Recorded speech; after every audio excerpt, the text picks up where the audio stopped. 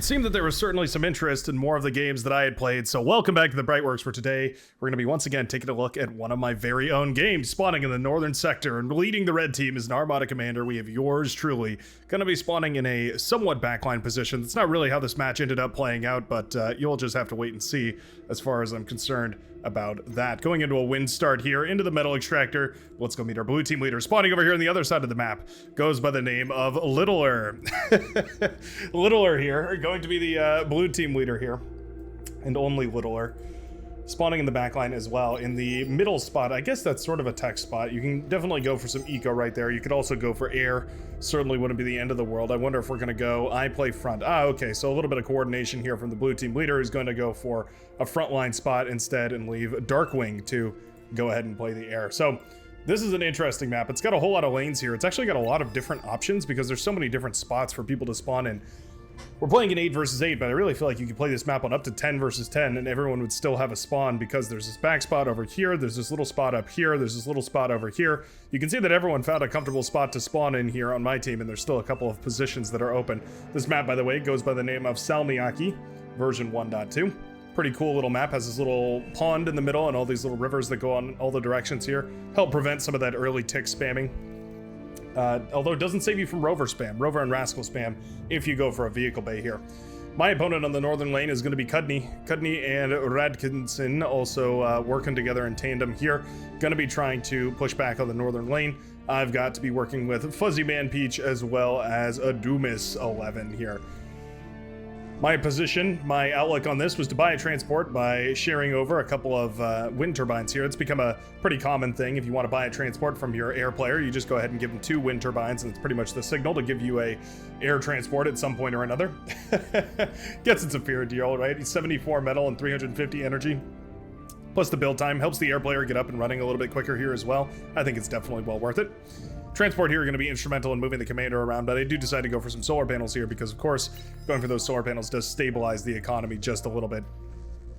Build order, as far as I'm concerned, I'm thinking, okay, well, I've got Fuzzy Man Peach in front of me here playing a little bit more forward, so I have a little bit more time, plus I'm transporting the commander here, so what I can afford to do is basically be a little more greedy. So you'll see I go for just a couple of units here, just 3 pawns moving out on the map, and then, well, actually not moving out of the map, just build for base defense here, just in case anything sneaks across the map to try and damage us. There was, by the way, a little pack of rovers that was sent across here, nicely deflected by my team, though. Yeah, that pawn's going to clean up the remainders of them, and the grunts shot down the other third.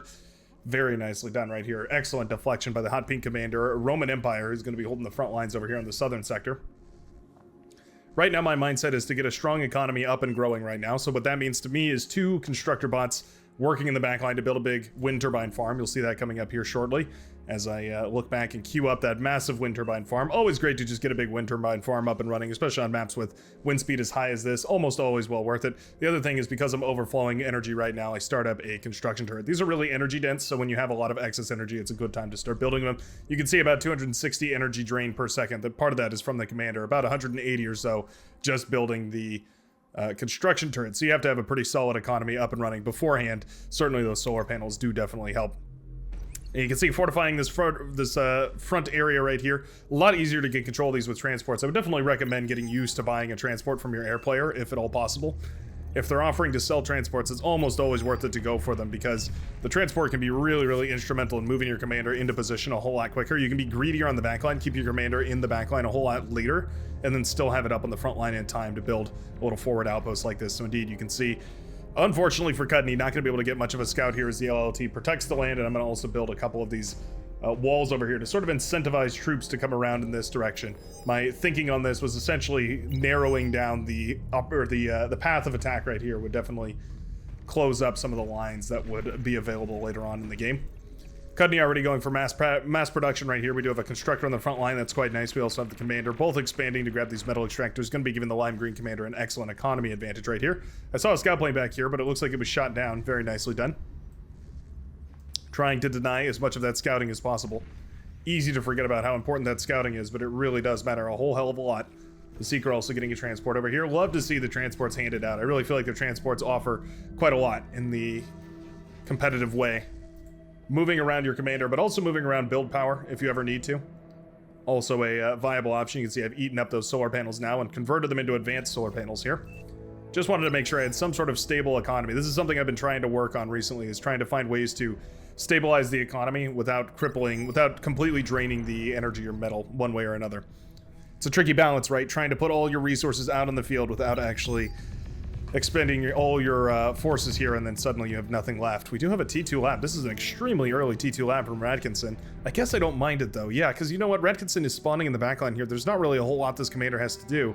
And we are going for more build power back here. That's a bit odd. I would have imagined that we would have just gone for pure eco, especially with the 20 tidal speed.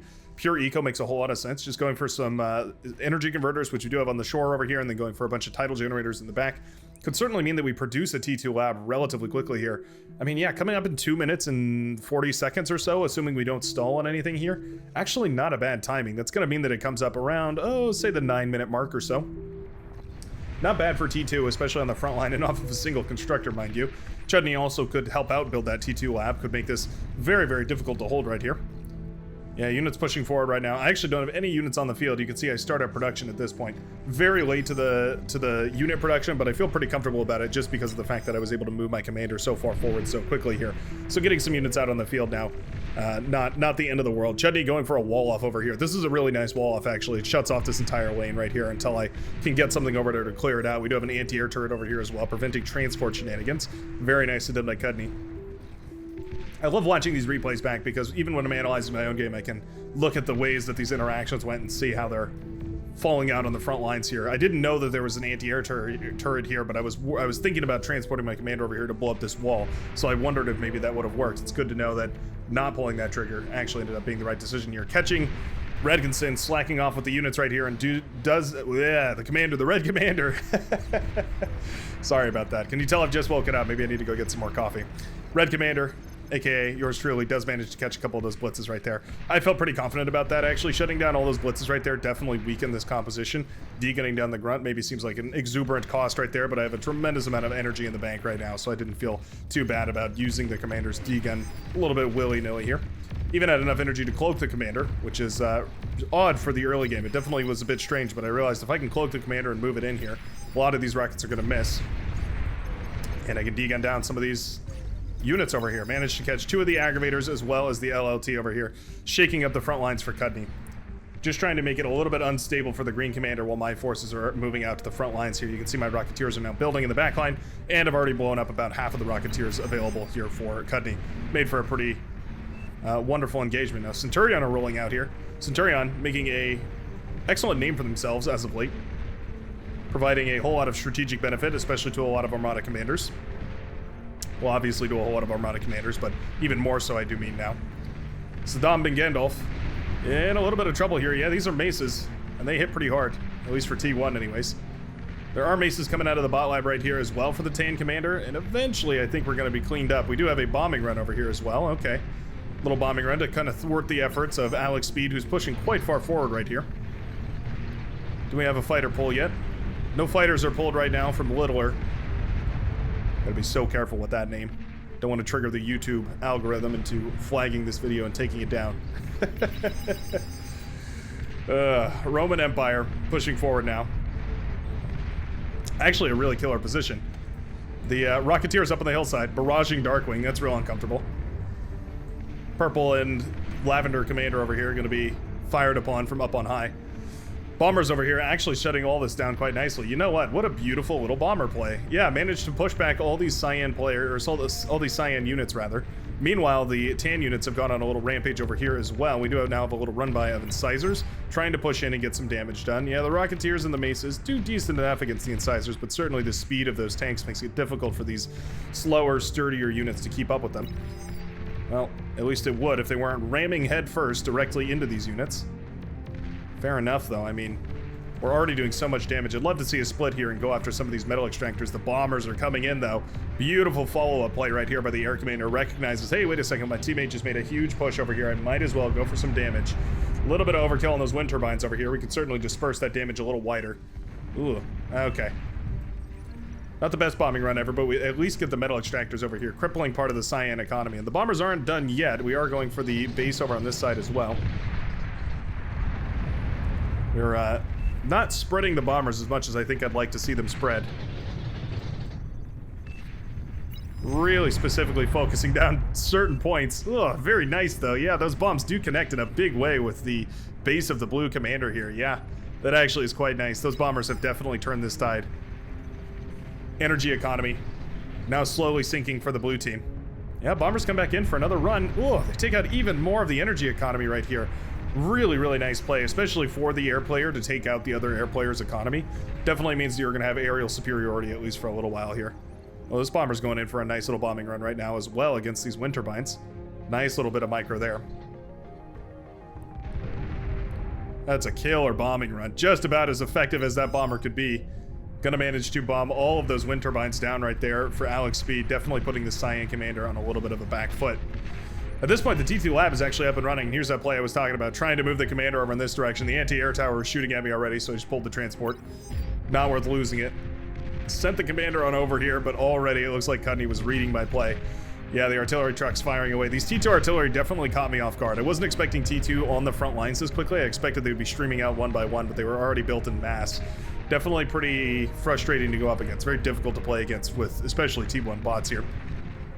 You'll see my transition is into T1 pawns because they're very cheap, very light, very expendable. I had to spend some of this metal, but I didn't exactly want to spend it on cumbersome, bulky, difficult to use units here. So this is a little bit of micro commander dancing for anybody who's a fan. Very frustrating to go up against this because you have to micro your units backwards, but now I've got the green commander in a little bit of a predicament here because you can see those units can't really push too far forwards, otherwise they get caught by the forces of my teammate over here. D-gun from the commander. Ugh, so close right here. The Mauser are firing away at those T1 units. Absolute swing and a miss right there. 1 out of 3 manages to actually connect with something. But an excellent play from my teammate actually allows me to pull the commander back and keep it alive right here. Also keeping some of the thugs down right now from the cyan or the lime green commander. Very, very nicely played. Just like that, commander manages to sneak out with its life. Didn't expect that whatsoever, but it does manage to pull back and reinforce. T2 Lab coming up for a Dumas on the high ground here. Those forward-facing T2 labs, those are extremely far forward T2 labs, always scare me quite a little bit. I mean, it's definitely powerful. Definitely means you can get those T2 units out a whole lot quicker. Definitely caught me off guard with the T2 lab up on the northern side here. We are going to start pumping out bulls, by the way. Very expensive for not having a T2 economy in the backline. Well, I say that. We do have a T2 constructor going around. Tricky, though. Agitator on the low ground here, trying to fire with the high arcing shot. Of course, essentially ineffective against anything that can move. The high arcing shot, that is. It's quite good, but quite ineffective. Yeah, it can't really connect against anything but static defenses. Rocketeer is now pushing down onto the low ground here, actually catching Maximus Killimus in a little bit of a flank. This certainly hurts for the Lavender Commander. At the very least, the Agitator is being well microed here by Darkwing, switching it on and off of the high arc to low arc mode to make sure that it's being effectively utilized. Always love to see that, but the front line is quickly evaporating here. Yeah, Darkwing definitely feeling the pressure mounting. There we go. I was wondering if we're going to go reclaim these metal extractors. Certainly seems like it'd be well worth it. The Tan army has been dealt with over here, and it looks like the T1 vehicle remnants are still looking quite strong. There's also a Resbot that's gladly been eating up all this metal right now. T2 lab up and running right here for Alex Speed, so that's quite nice. At this point, the only option I had was to go for a T2 transition, so you can see that underway right here. Absolutely crippled by build power lack right now, and that's essentially just a issue that I need to solve. You can see plenty of energy, plenty of metal, just no build power right now, so these constructors should certainly go ahead and build a couple more construction turrets. Instead, gonna go ahead and start pumping out some units here. Not the end of the world, but certainly things are looking dire on the front lines here. Yeah, you can see my commander does go down to those Mauser. Even with a cloaked commander, those Mauser are too powerful. The AoE blasts down the commander right there, and I do lose it on the front line. Cudney now in a really nice position here with the Mauser as well. The commander on top with a couple of thugs as well as the Mausers for fire support. Really brutal to deal with. Definitely a tricky composition to deal with just because the commander can degun down anything like, for instance, medium tanks, which are one of the T1 units that can deal decently against the Mauser here. And then, of course, the other options like grunts or pawns or anything like that are just going to be absolutely overwhelmed by basically any amount of firepower from those T2 units.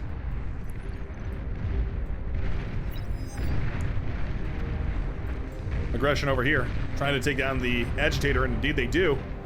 Maximus Killimus now in a little bit of trouble as well. Yeah, this is looking quite dangerous. T2 units coming out for Roman Empire. We do have those hounds being pumped out here. T2 siege bot. Gonna be quite good. Mortar / skirmish bot. It's technical title. They're quite good. The hound has the distinct advantage over the Mauser that it can actually be used for assault as well as retreat. You can kite with it. It can fire while retreating. Makes it a very viable option as more of an assault position, whereas the Mauser are much more of a siege. You can see I've got a spy bot out here. Wasn't too worried about this push because of the spy bot, but my air teammate was absolutely on top of it here. Lockdown, ironically, comes in with the shuriken right here. See me trying to micro this. Going for the killer spy bot detonation. There we go. We do catch that bull as well as all those Mauser over here. Means that those shuriken are going to have no trouble keeping all this paralyzed. Well, they're a little preoccupied there. You usually want to move them around. Somebody actually asked me about this, so maybe I should showcase it on one of these. You just want to do a big move command like this, and then once they're in position, you just do a fight command. The Seeker, though, transports the commander over here, using that air transport from earlier in the game, manages to D-gun down all those expensive T2 units, reclaims some of the T1 as well, and just like that, that entire push was completely shut down. Now, there's plenty of T2 on the back of this here, and they definitely should start getting aggressive, because if they don't, the T2 forces are just going to continue building for myself. We do have a little bit of a push over here as well. Hounds now pushing forward. The Gauntlet is firing away, of all things, trying to keep all this back. It's been brought to my attention that the Gauntlet is actually a fairly effective counter to the Mauser. A inefficient one, probably, to say the very least, but a counter nonetheless. Yeah, you know what? That Gauntlet is raining down quite a lot of firepower from on high. Not bad. How many kills does that bad boy have? Yeah, 6 kills, all said and done right there. Quite nice. Oh, killer bombing run over here, though. Looks like the bombing run swept through the southern side. Does manage to take out a lot of the energy economy from lockdown. He's moments away from the fusion reactor coming up. Oh, no. The Orange Commander just needs a little bit more metal to get that fusion up and running, because once that fusion is up and running, this is essentially mitigated. Most of the bombers, if not all the bombers, have been shot down at this point, which is quite nice here. The Orange Commander definitely survives. Our air player definitely survives, but on his last leg. 16% health left for this construction turret over here. We're definitely going to need to rebuild a little bit. Our air player is knocked out at this point. You can see I panicked and went for a whole bunch of anti-air turrets. Wasn't sure if we were going to be able to clean up that air push or not. Fortunately, though, our Orange player had just enough in the bank in order to take down all the bombers so that they wouldn't continue harassing everybody else. The Seeker absolutely on top of it over here. There's a nice little push coming up this hillside. We do have anti-air included as well, by the way. These bulls are quite low health. Yeah, 1% on one of them, 5% on the other. Ooh, shuriken shot down in a single blast from those arbalists? Is that what those are called? No, shredders. Arbalist, I think, is the yeah, I think that's the naval anti-air. Anyways. Oh, can we eat that tank? Can we please eat that tank? Yeah, citizen's arrest. Love to see it. Tank goes down right there. It does take a whole lot of the firepower out of this, actually, but the Seeker lines up. Beautiful D-gun right there. D-guns down all those T2 units, the anti-air, the bull, the radar jammers, all of it goes down to the Seekers. Killer D-guns right there. A little bit better micro right here on these units. The Stringer sending out the Rocketeers that have made it in the backline of all things. Meanwhile, I'm applying pressure over here on the northern side, trying to make sure that any further follow-up T2 reinforcements don't go onto that southern side. I want to make sure that Stringer doesn't feel super comfortable pushing either. At this point, T2 units of all shapes and sizes moving out across the map here, and this T1 is definitely finding itself on a much less forgiving battlefield. The era of T1 is definitely coming to an end. Alex Speed did manage to get T2 production up and running here. We have T2 metal extractors up and running. We have the wind economy also up and running, actually. Quite a lot of wind economy coming up right now. Quite nice, actually. Wind energy, very efficient on this map. Saddam bin Gundulf definitely in a rough position here.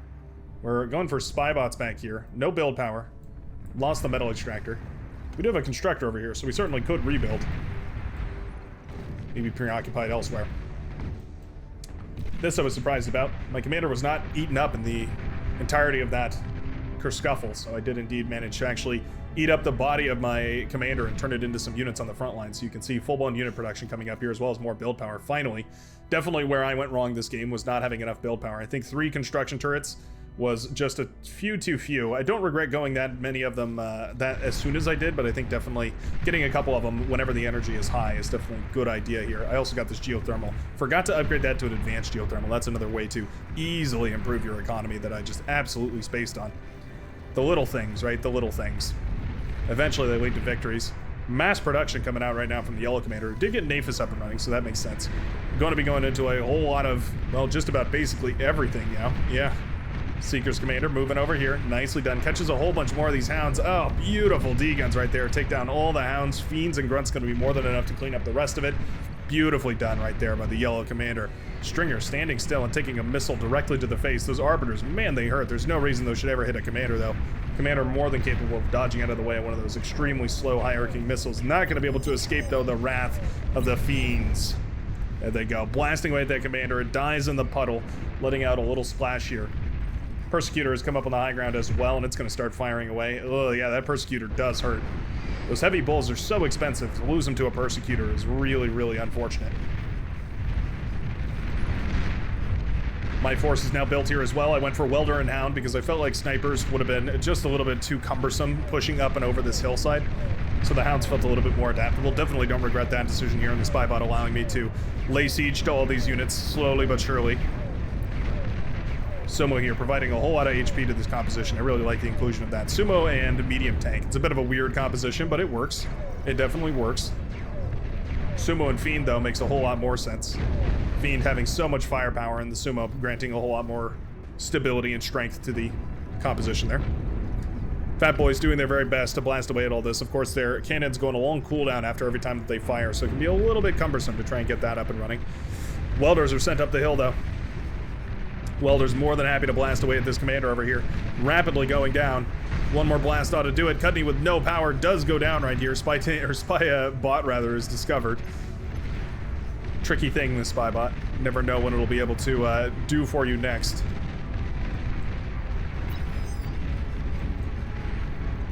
Suddenly, my T2 force is more than enough to push up this hill. I was glad to send some Butlers forward to eat up all these really expensive bulls that my opponent was making. This was the play to seal the deal, if you will. Setting in this spy bot and paralyzing the lab as well as a whole bunch of the build power over here. Crippling unit production. Definitely a strange play, but I was pretty happy with the results. As you can see, this lab is now shut down for, well, 30 seconds in total here. Only 20 seconds remaining on that. But the tank that was also caught in production is also shut down as well. Definitely a miss micro not to be targeting the build power here. This lab would have gone down about twice as fast if I had actually just targeted the build power. There we go. Welder's finally popping the build power, meaning the lab is in trouble here. The last tank that was ever produced, trying to fend for its own. Man, those bulls are sturdy, but it does go down. And this is where I knew that the northern lane had already been won. The fact that all this metal was now up for the reclaim here, and I had a couple of Butlers here to rapidly eat it all up. You can see these Butlers in total eating up about, say, 60 or so metal per second. Oh no, up to 100 or so metal per second when they're both reclaiming at full speed. Yeah, almost 100 metal per second coming in from these Butlers right here, reclaiming off the front lines. Really, really nicely done. Air player right in time, by the way, to save me from these transports that are EMPing my hounds. The thing about those transports is that they're great at EMPing things, but they're great at EMPing single big targets. You need about 100 of them to shut down an effective push like this. Already the T2 push is looking phenomenal down on the southern side as well. The Seeker doing a great job of applying pressure. That Arbiter slowly blasting away at everything over here on the other side. Looking great as well. Little panic defenses were set up down here by Cudney. Set up a twin guard as well as some of those flame turrets, which are surprisingly difficult to break. Even T2 struggles a little bit, or at the very least takes some significant damage from it. Not going to matter too much, though. Those Welders are built for that sort of frontline engagement right there, and as the wind turbines chain react here, things are looking worse and worse for the Green Commander. Oh, Abductor even steals one of my hounds. Picks up one of my hounds and, yeah, puts it in its little cargo hold. Pretty funny. T2 air support, though, doing a great job. Love the air support from the Orange Commander here, saving the day, absolutely. Hound's now blasting away at this Eradicator, also an extremely tanky structure. But it does eventually fall, meaning those air forces are no longer held hostage by the anti-air defenses here. The trigger is pulled as well on the southern side, and just like that, the Yellow Commander manages to break through multiple different lines here. The siege has eventually whittled down the forces from the Powder Blue Commander just enough that the front line breaks, and the Seeker manages to get inside onto production. Fiend's burning away at that T2 lab here. T2 Constructor in trouble as well. It'll all burn. Nice splits with the Fiends right there, getting that flanking bonus right there from the Fiends, doing so much damage. Welder also walking into the back line, sneaking a hit off on some of those advanced energy converters, shutting down a whole lot of the metal production right here for the Seafoam Green Commander, Radkinson. Base has been ravaged, by the way, for the Green Commander as well. You can see me opening up a hole over here so units can get through, but this was a huge, huge amount of damage. I chalked this northern wind entirely up to these, not Resbots rather, but the Butlers that were able to eat up so much of this metal and so quickly turn it back on my production facilities and let them start building a whole bunch. Commander goes down over here as well. The Hot Pink Commander, Roman Empire, goes down over on that side. Pushed pretty far forward here, to be fair. T2 Hounds caught well behind enemy lines. EMP Bomber is going to shut those down and make this for an easy cleanup, which is quite nice to see. It's going to take critical diversion of forces in order to save the teammates, though. Yeah, we have EMP Bombers connecting with our own wind turbines. Never a fun time to have to use EMP Bombers. Danger close to your own facilities here. Just like that, the Fiends break into the base over here with the Welders coming in from the southern side, the Fiends pushing right on through from the middle and the southern side. All is lost right here for the Blue Commander, and indeed, Commander gets pounced upon by a whole bunch of these Fiends and will go up. Their air now knocked out of the game. Radkinson pushes forward and actually catches a beautiful D-gun against my Hounds right there. Wipes out more than half of them. Definitely a pain. The Bull also dangerous. Quite good at pushing forward. Southern side in a little bit of trouble because there is such a devastating sharpshooter and hound ball over here, but it's not pushing forward right now. Yeah, that Fat Boy got a huge connection. Only takes a couple of really beautiful connections from this Fat Boy in order to blast all this to smithereens. Uh-oh. Ooh. Yeah, every one of those projectiles fired from that Fat Boy is just beautiful. Medium tanks jump on top of the Commander. Nice set of D-guns right there, though. Yeah, Alex Speed wipes those off the map here. The Fat Boy is still firing away, and it does mean Alex Speed's Commander does go down. Saddam Ben Gandalf has been EMP bombed down here. Blue Commander trying to make the very best of a very bad situation, trying to open up the line right here for these forces to push through, but they're being pulled back right now to address the aggression already coming through the middle of the map. My Welders have now pushed through on the southern side. Commander goes down over here for Radkinson. The blue base has already been obliterated. Resbots eating everything in their path, devouring the enemy alive, trying to turn all that economy against them. The stream of units, never ending. And eventually, this northern side does fold. Now the only bastions holding out hope are the southern side here. You can see my mindset was to switch into an airplay. So you can see I switch into 2 T1 labs, queuing up a whole bunch of bombers and scouts and fighters and all sorts of other stuff. I figured if there was one decisive way to close out this game rather than fighting a epic siege of T2 units against each other, maybe going for some of those bombers wouldn't be the worst idea here. Sheldon, Fiends, and Grunts. Pretty much perfect composition. You have the long-range firepower from the Sheldon, and then you have the Fiends and Grunts up in the front line to deal with any chaff. Not to mention causing a whole bunch of flanking damage, exacerbating the already devastating effect of the Sheldon.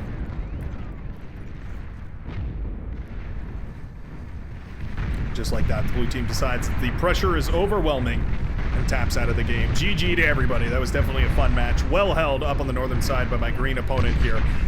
Eventually, I managed to eke out just the smallest advantage, but really I gotta give it to the air player who managed to keep us all alive despite the bombers, despite the EMP bombers, despite everything else, and the Seeker doing a great job of transporting around and also catching a whole bunch of those units with his D-guns. Really, really nicely stuff. Let me know how you feel about these games. I always ask this after the games that I post because oftentimes I like to showcase some of the better ones.